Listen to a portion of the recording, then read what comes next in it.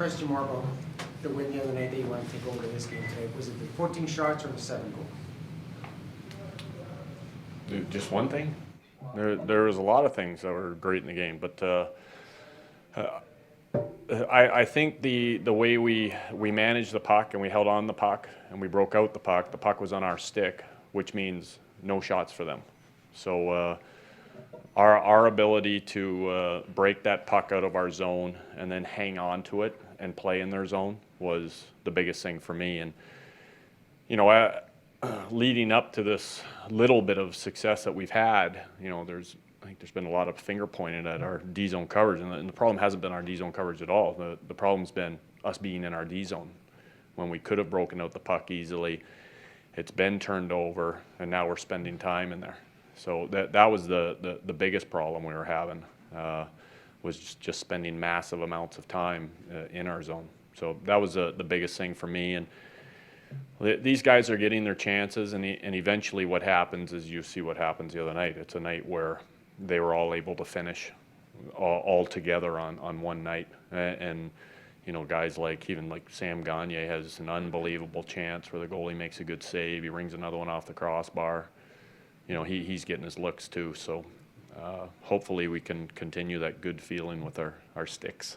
Dallas, last week when Craig was up here, he was talking about when you talked to the players about, you know, just coming back to the rink and having fun. It sounds like the guys are taking it to heart. I'm sure 2 wins helps them be able to do that. I mean, today Yakupov and Smith trading sticks, you know, joking around. I mean, that's I guess a byproduct of winning. Exactly, and you still have to find a way, even in the harsh times like we were going through, to somehow find some excitement on the ice and have some fun with it. But that's hard. You'd think that would be an easy thing to do, but it's extremely hard to come to the rink when you're in a terrible spot like that. But hey, winning breeds a lot of things. It breeds guys feeling better about themselves. They're having fun on the ice. They're executing much better. Like our practice yesterday was night and day from 10 days ago. And we were basically just handling the puck, managing the puck, and that compared to a practice that we just had 10 days ago was like there was 2 different teams out there. And it goes back to how you feel. What's your brain telling you? Those are the exact same players. They haven't gotten any fitter. They're using their same stick, same equipment, but it's a totally different group on the ice in practice. So a lot of this stuff's definitely mental. How do you think Ryan would make out using Nail's stick for a few games? I wouldn't be concerned about that. I'd be concerned on how Nail would work out using Smitty's 1902 stick. Your thought process on the 5 forwards and the power play, what is it that you liked about it that you wanted to experiment? Because obviously that's success. Well, I'll tell you what the risk is. The risk is that, you know, somehow there's a breakdown and there's a 2-on-1 or maybe a 2-on-2. I'm not so concerned about an even man rush. I think we can cover it off. Odd man, we could be in trouble. But geez, we shouldn't have an odd man rush on our power play. So that's their challenge, is to read danger and get the hell out of there if they sense it. But those guys on the power play, we've got so many guys who they feel it's their job to play on the power play. There's so many of them. The problem is that you can only put out, you know, 10 guys on 2 power plays. So when Justin Schultz was out, we started looking for maybe a different answer to utilize guys in strengths, a different look that we had gone through, looked at some other teams' power plays that we wanted to experiment with. And the look that we liked, we needed certain people in certain spots, and it ended up to be the 5 guys. And they've all got skill, they've all got certain attributes that they can bring on the power play. And so we'll roll with that again. We've got another power play that is equally as dangerous with Hemsky and Gagne, with Smitty in front. And then, you know, maybe this is only going to work for a few games, but it's definitely something that we want to look at and try. Dallas, what have you seen with Smith? Last year it looked like he'd run out of gas a little bit because he was 37. Looks like he's got a little more stuff in his step. You weren't here, but he's also playing on the power play. Didn't play far enough. Does he look more energized, or is it just going to show you that I'm not 38 years old? Yeah, well, you're right. I didn't see a whole lot of him last year. I think probably, if you were to ask him that question, and maybe you already have, I would guess part of it was mental. You're playing on the maybe not in a place of strength all the time. I've always viewed Ryan Smith as a guy who's great on the boards and great in front of the net. So we want to put him in those spots to have the success.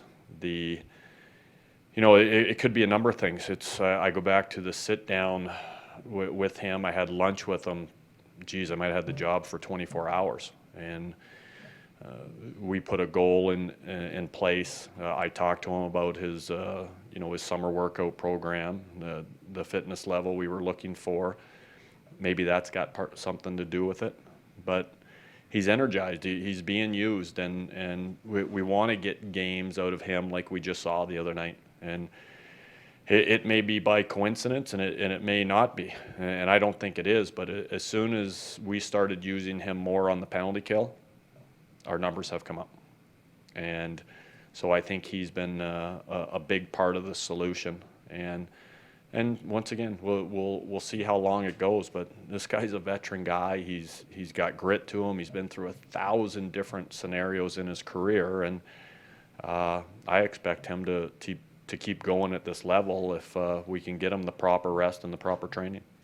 Can you talk about David Perron and the way you're using him at times on lines to try and shut down other teams' big lines, yet he still seems to be able to generate kind of wherever you play him, there's a certain contribution that you're getting from him? Yeah, I love him because you can do that. I can move him anywhere in our lineup right now, and he buys into whatever his role is going to be. It's not I don't really do that. It's okay, let's go.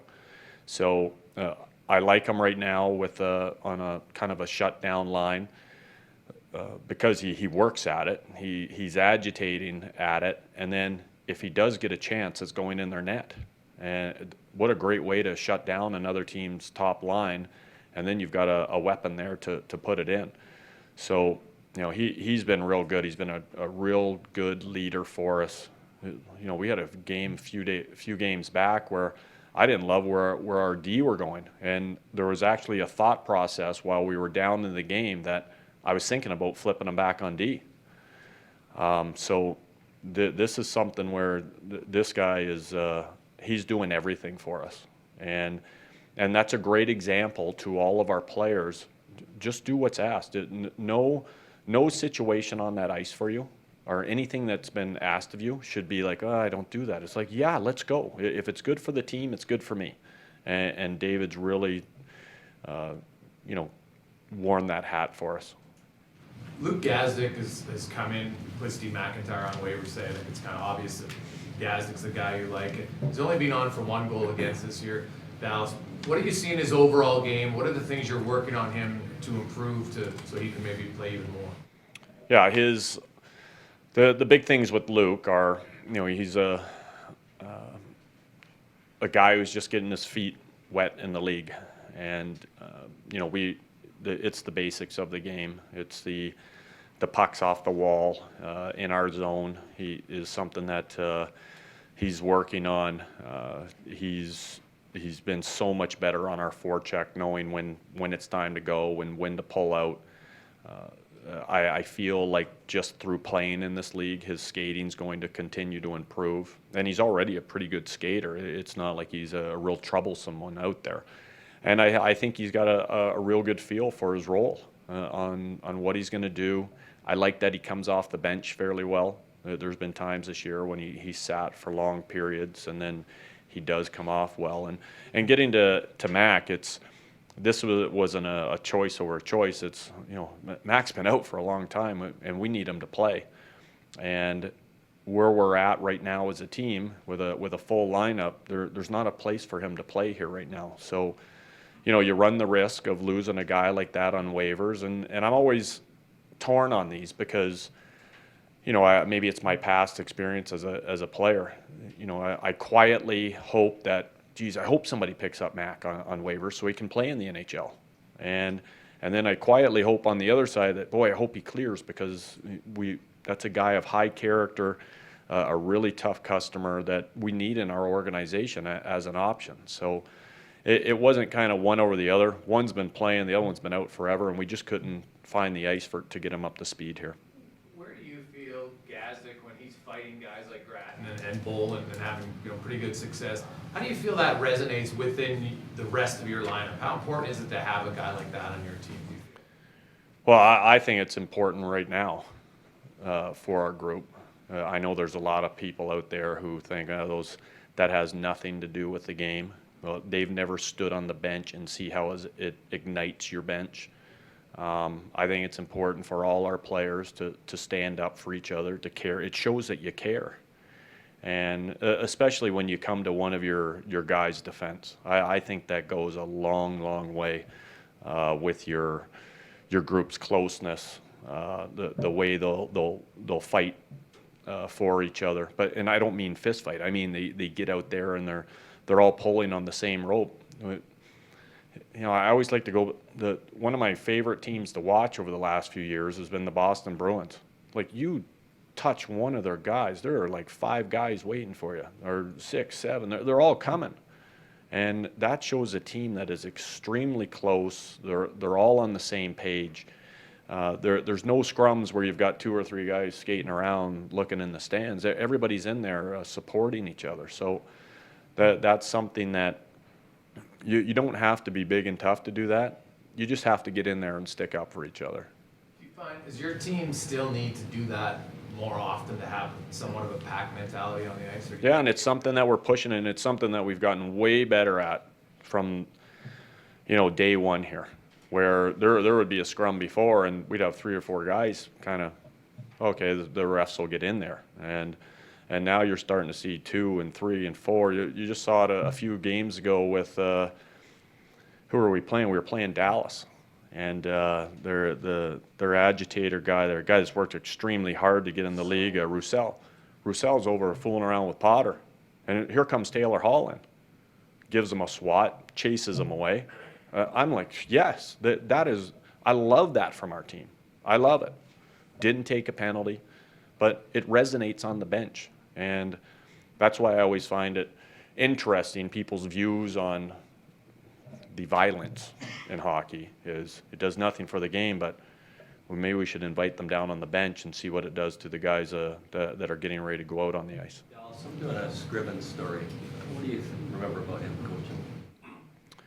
Solid goalie, not a lot of flash, just gets the job done. He stops the puck. He's an extremely intelligent kid, loves to talk. I was just talking about him the other day in the room. Every conversation that I've had with that kid in my office ended with me getting up behind my desk, walking over to him, basically grabbing him by the arm and going, "You have to leave now. Like, we're done." But, loves the game.